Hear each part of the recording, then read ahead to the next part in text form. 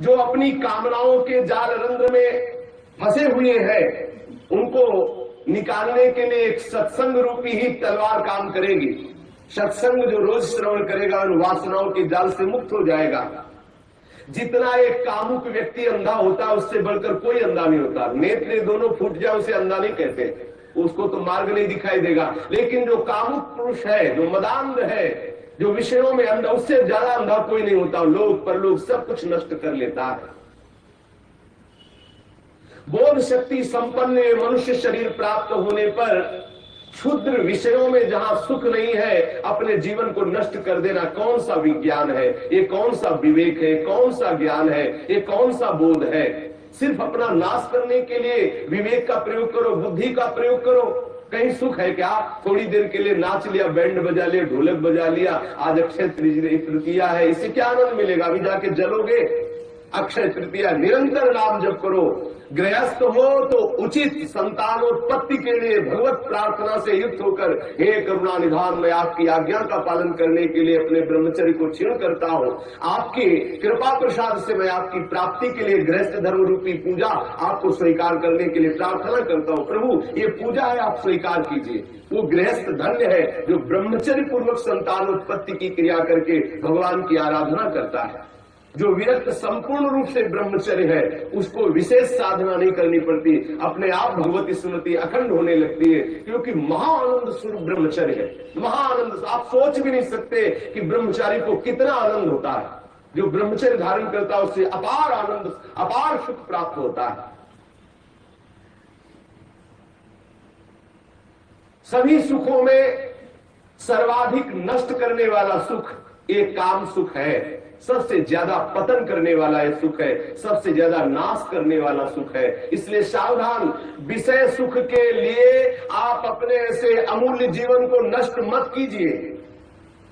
पहले जो गृहस्थ जब होते थे, ब्रह्मचर्य 25 वर्ष तक तो सब कोई ब्रह्मचर्य रहता था, चाहे वो गृहस्थ हो, चाहे वो विरक्त में जाना हो, चाहे वो जिस मार्ग में जाना हो। 25 वर्ष तक तो सबकी नींव ब्रह्मचर्य से युक्त होती है। अब 25 वर्ष तक तो हजारों दुर्गति हो जाती है, क्योंकि ऐसे ऐसे साधन चल चुके हैं, ऐसा कुसंग हो चुका है। वो दृश्य देख देख करके उनकी भावनाएं दूषित हो गई, वो अपने को नष्ट कर लेते हैं। फिर क्या रह गया जीवन? ये अमूल्य मनुष्य जीवन किस काम का रह गया?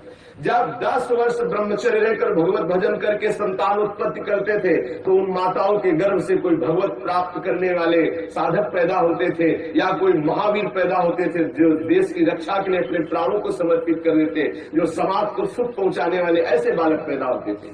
ब्रह्मचर्य के बिना पूर्ण, चाहे गृहस्थ हो चाहे विरक्त हो, कोई भी हो, वो पूर्ण पशु जीवन है, पूर्ण पशु जीवन है। सांसारिक व्यक्ति बनकर के मत अपने जीवन को नष्ट करो। आप अपने हाथों से अपना नाश कर रहे हो। ध्यान रखो, ये गलती जो तुम कर रहे हो, ये आपको दोबारा मनुष्य जीवन मिलने वाला नहीं है। ऐसी गलती करके तुम्हें बहुत पछताना पड़ेगा। मौज मस्ती लो, काहे की मौज मस्ती? धर्म मर्यादा का नाश करके, गुरुजनों की बनाई हुई शास्त्र मर्यादा का नाश करके तुम सुख प्राप्त कर सकते हो।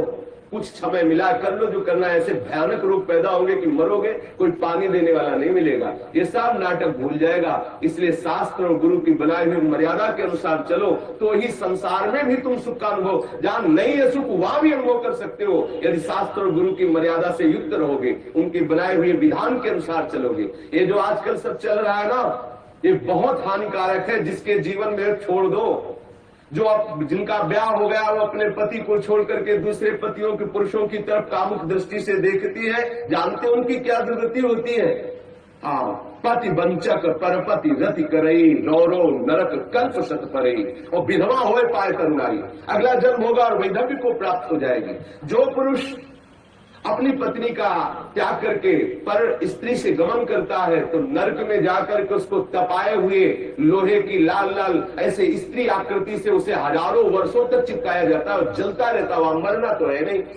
ऐसा मत सोचो कोई देख नहीं रहा। जैसी थरिवंश नरक गति दुर्भर, यम द्वारे कटियत नख छीके। वहां ऐसा हिसाब है कि कहां छीका, किस लिए छीका, और आपकी नाक काट दी जाएगी। मतलब वहां उंगली उठाने पर आपको दंड है। किस लिए उठाया, किसको उठाया, किस कारण से उठाया, किस समय में उठाया, एक एक वस्तु का हिसाब है। आप समझते मुझे कौन देख रहा है, क्या जान रहा है, मौज मस्ती ले लो, कुछ समय दिया गया आपको। ये मनुष्य जीवन कुछ समय दिया गया, आप चाहे जो कर लो, चाहे जितना दुराचार कर लो या सदाचार करके श्री कृष्ण को रिझा लो या दुराचार करके नरक की यात्रा कर लो। बहुत सावधान।